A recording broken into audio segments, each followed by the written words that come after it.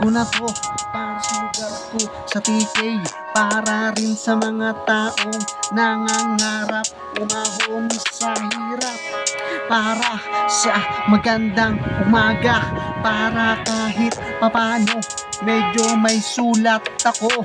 Mga ma'am at sir, kami po sa inyo ay saludo, para kahit pag minsan maghapon purado, pero kahit papano legal ang aming trabaho. At para pag minsan naisip ko ang pamilya ko, kung okay ba dyan sila sa madilim na kwarto. No choice talaga ako kung hindi magtrabaho, pero kahit mahirap o magtinda ng ice drop, ganito talaga ang tunay na tao.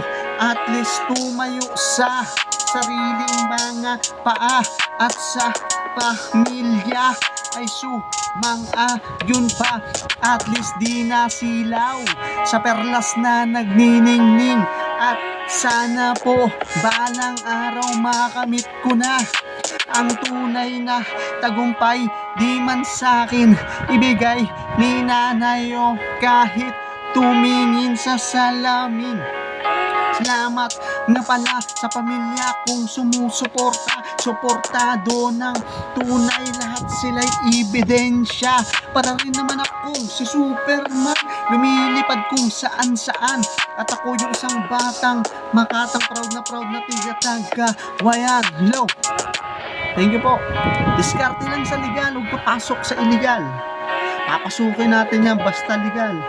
Salamat po, title po nito ahon. Let's go!